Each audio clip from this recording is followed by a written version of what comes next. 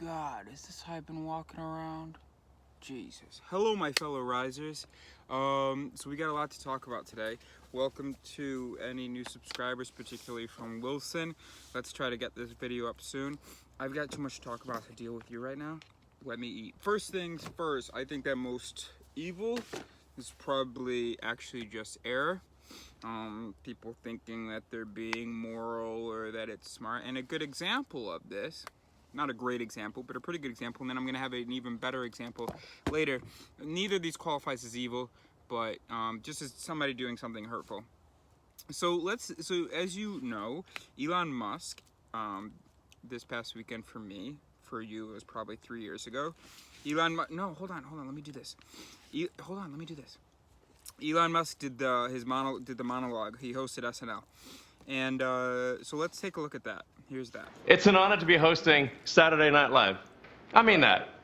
Sometimes after I say something, I have to say, I mean that. So people really know that I mean it.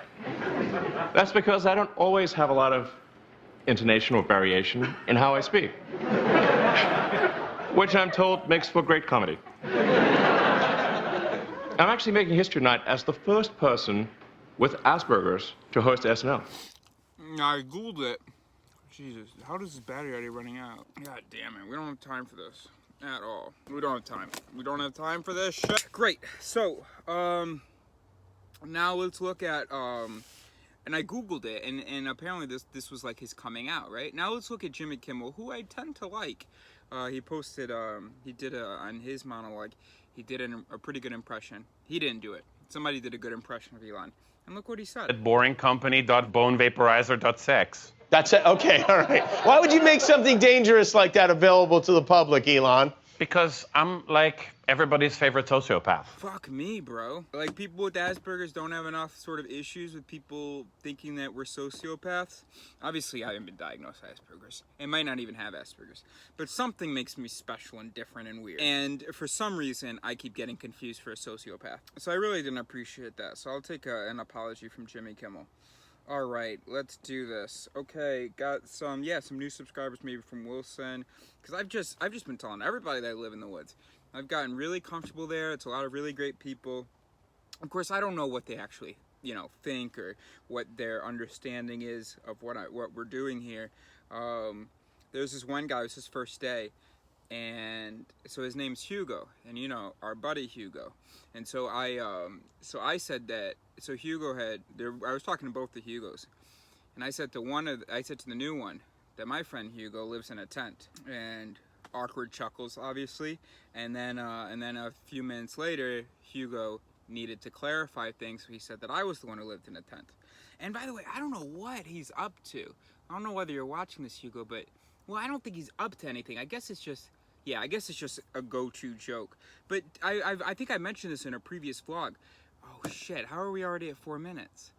Whatever. I mentioned this in a previous vlog, but he, like today, for instance, I was talking to one of the leaders, and I was just signing in. And then she said, by the way, why don't you note this right now? I was like, note what? What do you want me to do with the word, there's your name, there's a number, there's signal? What is this? She goes, oh, never mind. So Hugo comes over, and I think he was about to, and so I said, okay, later. And he comes over in that moment when she's saying never mind, and I'm saying all right, later.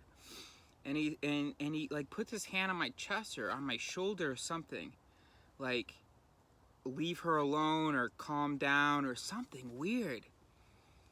And it was a joke, I guess, but I have to say, this is, it is getting a little bit old.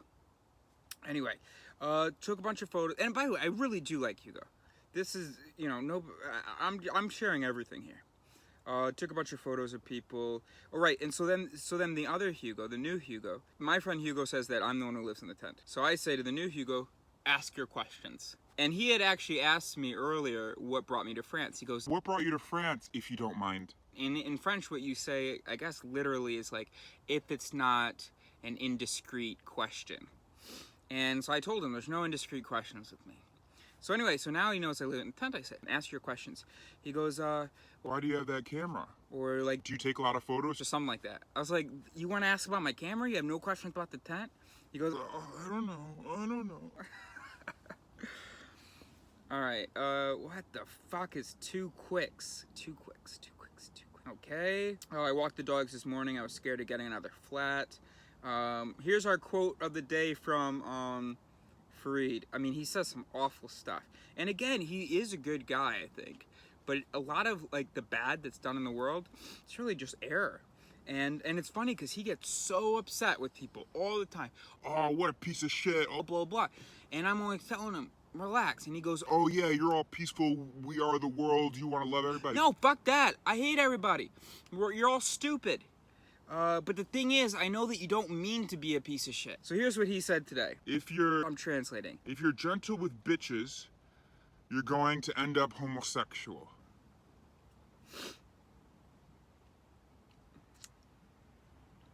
And then later, so I go to the Wilson, the volunteering thing. We're cutting up vegetables, whatever. And so it's a bunch of new people. Just happen to be, everyone at the table is pretty much new. All women. Fareed and I come in. Actually, Fareed came in a little later. So I'm talking to them. I'm answering their questions about what it's like and so on. I'm yapping. And then it's time for me, for some reason it was relevant to tell them where I live. Or at least I thought it was. And we're jumping all over the place because my reminders are not in order. So to someone, she says that she is in how would I translate that? Bioengineering? No. Bioinformatique. That's how you translate that. And come on. Anyway, whatever. And so I said that, oh yeah, I studied neuroscience and I really want to get my doctorate, but with my ADHD and stuff, it's just too difficult. You know what she says to me? She says, also, neuroscience, it isn't the easiest subject. I laughed. I said, no, that was not the issue. And then the woman to my left started talking to me. I told her, I'm like, I can't listen to you right now. This just really threw me off. It's not often that someone thinks that I had trouble in school because the material was too difficult. And then Leticia, the woman next to me, says something excellent. She says, I think she was trying to. she says, Yeah, I understand that can feel insulting, but I wonder whether she was trying to be polite. and I was like, of course, absolutely. Because I didn't have an explanation. I didn't know why. I was like, I don't know how to deal with this. And of course, because here's what Mara was faced with. She was faced with a choice. Either she lets me say that I have ADHD and offer that as an explanation, and then if she accepts that explanation, she's saying, Okay, you have ADHD. so that's her one option, to accept that I have ADHD and that it affects my schoolwork. But that means that she has to accept that I have a mental sort of disorder or illness, whatever, that I'm not normal and all this stuff. She didn't like that. Her unconscious didn't like that. So she came up with an alternative, unconsciously. Her unconscious said, You know what? A normal person would probably struggle with neuroscience. So because it's a difficult subject. So if we highlight the fact that it's a difficult subject, then we can keep him as normal. We don't have to accept this idea that he's different because that would be rude of us to do. right? Which is why whenever I say to someone I'm different, they go, No, you're not. Don't say that about yourself. so basically she was saying, No, don't say that you have ADHD. No, neuroscience is hard. It's totally normal that you couldn't do it. and so she was really trying to be nice. And it was probably the worst thing that I've heard in a couple of weeks. I thought that I heard the worst thing though. Today, Fareed and I were on the phone. He gets off the phone, he says, What's up, makeup? and I was like, what's up, makeup? Or What up, makeup? or something. Ça veut rien dire. That's meaningless. So what did this nigga just say, what's up, nigga, to me? So I was writing my journal. I'm like, oh, okay, it's done. I'm done with this relationship. I put up with enough. But then I text him, and he I mean, this guy, he not only does he like Trump, he is similar to Trump in some ways. He says to me that he's the most anti-racist Arab in the world or something. Speaking of racism, let's do this one. Why are black men cocky, or why do we have that idea in our heads? Well, the answer came to me after, I mean, I'm sure I've realized this before, but the answer came to me after this conversation with Mara. Because I live in a tent, and because I'm colored, I don't know what it's like to be white, okay? I do know what it's like to be mistaken for Indian and stuff, which is relevant. But anyway, so because I'm colored, because I live in a tent, you get underestimated, obviously. That's just how the mind works. You know, nobody forms their judgments based on trying to, you know, get to know you. That's just not a natural process. Nobody does it. You can do your best to try, but probably the best thing is just to catch yourself and also be flexible and change when you get new information. So you can just follow your instinct, whatever, form your initial judgments as long as you're flexible. As long as you're ready to consciously change that as you get more information. And so women are not allowed to be cocky. Ça c'est mort. I don't know why I'm speaking French. I think because I'm thinking that there might be Wilson people watching. But you can't, women aren't allowed to be cocky, okay? The society, the patriarchy, it says fuck that. But men are allowed to be cocky. So who would you expect to be cocky? You would expect the people who are most entitled, and then also the people who are most underestimated to be cocky. Of course, we're only perceiving it as cockiness because we feel like it's out of place, because we don't believe them, sort of. So like for me, I have told people, yeah, I'm sort of a genius. I don't know whether that's sort of obvious to you, and I don't know why that's not obvious to you, but yeah, been tested, super high IQ, whatever.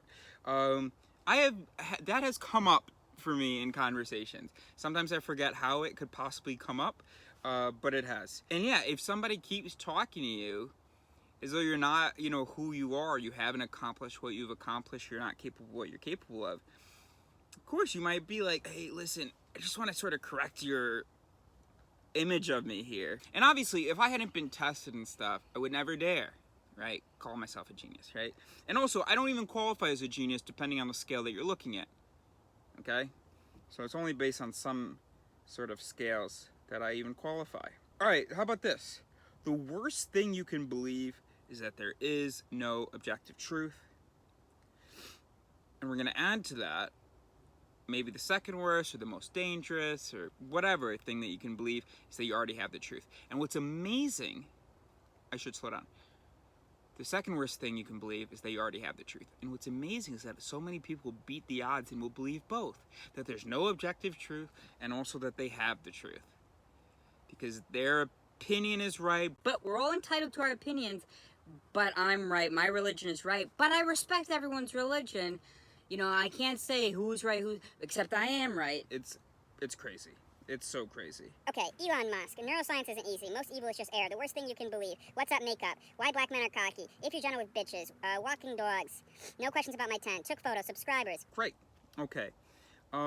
There's a guy, he's like totally Americanized because he lived there like 30 years. He grew up there and stuff, named Bruno. And apparently he's been charging his batteries at the restaurant. And I found this out yesterday, and I was like, ooh, that's kind of complicated for me. You could really mess up our stuff by doing that. And he goes, Well, that's not very... you know, solidarity, whatever the adjective is. It's not very solidaire of you. So anyway, so I was planning to, I went by the restaurant today because as I was going to Alex's and he was going to the restaurant, and he said he was going to charge his batteries. And I was like, oh, fuck this. And he thinks the place is empty. There's someone there every day, pretty much. Maybe not the 2 times that he was there before. So I go to the restaurant, and I'm like, I got to have a little talk with him. But he wasn't there. There were people there, so maybe he saw them and skedaddled, hopefully. I told him, don't you ever mention my name. Good. Lastly, on the... when I was volunteering tonight, there's this one guy who was like, you're this Somalian, I think. He's like, You're American? Well, why do you live in a tent? If I was American, I'd be like, fuck these French people, and I'd be... blah, blah, blah, blah. I don't really know what he said. And I almost felt guilty. It's like, Jesus, you're just literally sleeping on the sidewalk. You literally have nothing in. Not only that, you have like no documentation. You have no sort of visible future. No stability, no visible stability whatsoever. And here I am being all adventurous, saying I love instability and all this stuff. Of course, I've never lived like that. And so I was like, I almost felt guilty. I was like, I need to pack up my tent, get in an apartment, just so that, because that's what I'm supposed to do. Because otherwise I'm wasting my good fortune. Of course I'm not, because I am very happy here, and I'm not sleeping on the sidewalk, you know. Alright, that's it. We covered a lot. Good night.